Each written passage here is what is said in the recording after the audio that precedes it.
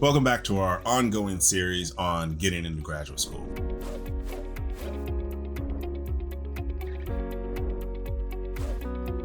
Now, if you watched our last video, the thing that we focused on there was this initial phase, right?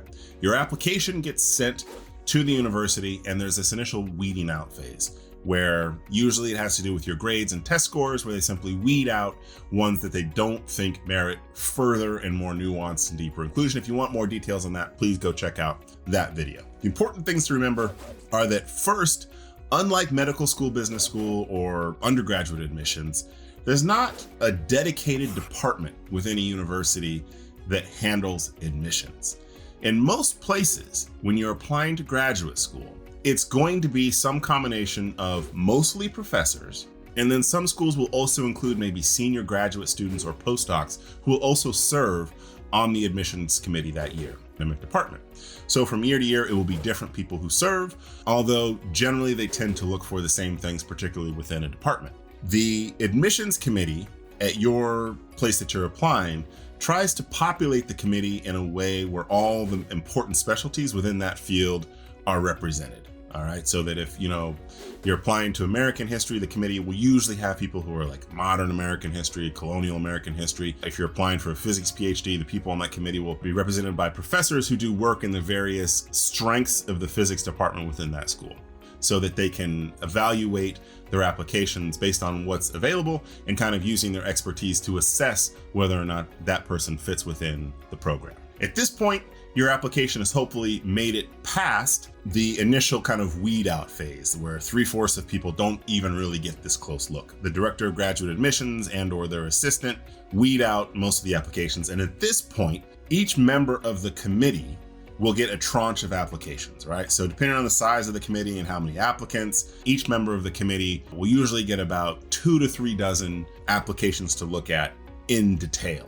And again, their job it's not really an admissions committee, it's an elimination committee. So they'll cut 3/4 of the application, and of 25 or so applicants that they'll get, they'll look to forward about 5 to the main committee. Now, what are they kind of basing assessments on once all the applicants go to the full committee? In most committees that I've talked to and professors who've worked in this area or my personal experience, at this phase, you're likely to have about twice as many people as there are slots. And every applicant is usually really great when it comes to grades, scores, recommendation, and the show me stuff, which is like sample, lab work, background within a particular area. And so that's why it's really vital that you understand exactly what your pitch is. That is, what is the strength that you're bringing? What is the perspective? You also need to make sure that your application has a real laser focus on what you want to study so that you can be honest and direct about what your strengths are as an applicant, and you can be able to, talk about that in a really full and nuanced way. Lastly, the really important thing here in terms of thinking about your own application and your positioning or how you're selling yourself is to think about whether or not you're one of 2 types of candidates. The first type of candidate is what you call a great paper candidate. Grades are dynamite, test scores knocked them out the box, you have a really pristine record. Second is kind of, maybe a little bit more flawed, right? So you might have stumbled early on in your academic career. Maybe you're not a great test taker, so your test scores might only be marginal to good or something like that. If that's the case, then you need to do obviously a little bit more thinking about how you're presenting yourselves. What is it that's interesting about you and your application? What is it that you bring? Is there a specific skill set or perspective? Can you write in a really nuanced, mature, and interesting way about the topic? Do you have a really granular understanding of the field? All these things are things to consider when you go about building your personal statement and your overall application.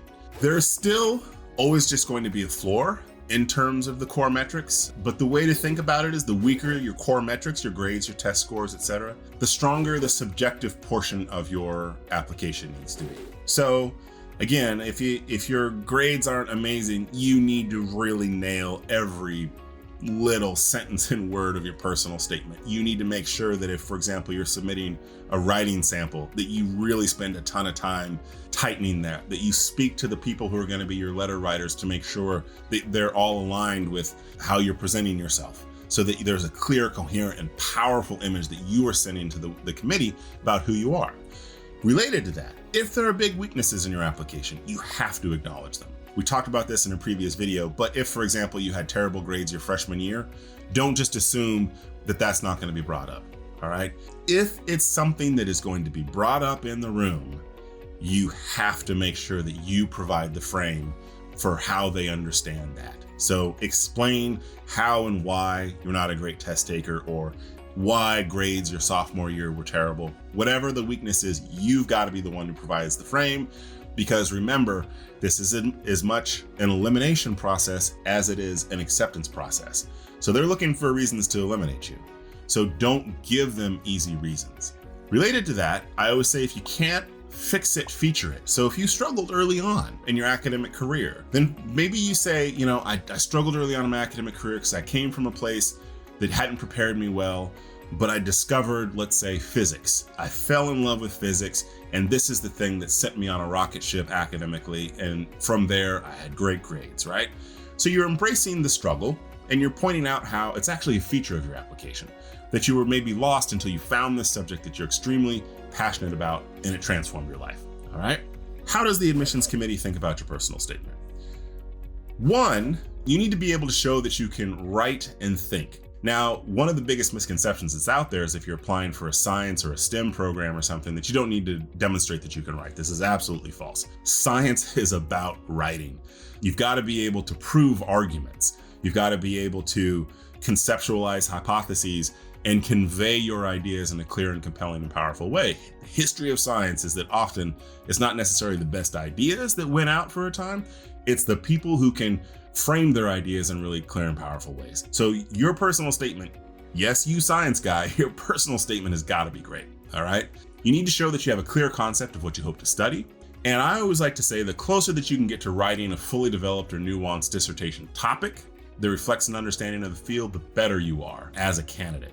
But, and as I talked about in a previous video, it can sound like a bit of a contradiction. You also need to indicate some broader questions that you'd like to know about, because you both find them generally interesting and they will complicate and expand the questions you seek to answer. So you don't want to come across as too narrow or too dogmatic, but you do want to say that this is the field and kind of the question that I would like to explore. Last point here, do you name drop professors? Yeah. I believe that you should include a reference to a professor at the school that you hope to work under. I think it shows a knowledge of the program, and it shows that you would be a good fit. It provides you an opportunity to explain how you would fit in within the cohort that they look to bring in. If you do it in a really lazy way, where you just drop the person's name, you don't explain why Professor Jones is who you want to work with, or you give a really kind of lazy cut and paste answer, we say, Professor Jones does great work that I'd be interested in working under, that's bad, because all that shows is that you have Google. Right? Two things that I would say is, first, make sure that you contact them before you list them or you mention them in your personal statement, because a lot of times admissions committees will say, like, if you say, I want to work with Professor Sally Jones, they will send Sally Jones an email and say, hey, is Brian the type of student you would want to work for, have working for you? And lastly, you contacting them is also good because it allows you to find out if they're taking students, if their lab is in a kind of a good place, and you don't want to like mention someone when the internal dynamics of a department aren't such that actually mentioning that person would make a lot of sense. So if that person's about to go on leave or they're heading off to another school, you don't want to do that, because you're saying, oh, I want to work for this person who's not actually going to be at the school in the next year. All right. Your writing sample for humanities and social sciences is the biggest wild card. It can tank an applicant with great objective metrics and allow someone who's maybe borderline to shoot to the top. At the very least, it moves people from maybe to yes, and yes to maybe, and maybe to no. The writing sample is basically like an audition tape. You know, you've gotten past, right, these initial phases, and they're saying, okay, you want to come to this psychology program and get a PhD in psychology? Let's see how you think about psychological issues. Or you're applying to history program, the same sort of things. You need to make sure that this writing sample, if that's what's required, is vetted by multiple people, preferably if you have an academic advisor or someone in the field who can look over it and really tighten it. It should be free of mistakes and just really your best effort to show this is the kind of work that I can do, and this is the kind of the foundation that I would arrive with that would enable me to build on that and do more great work. Make sure that it's elegantly and clearly written, engage with the relevant literature in a sophisticated way. You want to make sure that you have a clear argument, right? Your thesis is there and it's focused, and that's what the whole essay is kind of rigorously attacking, and align what you say in your writing sample. Ideally, it should be connected to kind of the concepts that you're bringing up in your personal statement, that every part of your application should be complementary. Hopefully this video and the previous one give you a sense of kind of what the admissions committees look for and care about, and how that should inform your approach to your application. In the next video, we're going to talk about some good strategies avoiding common pitfalls. But until then, make sure you check us out at gurufi.com. And if you have any questions for me, send me an email at service@gurufi.com. All right, see you next time.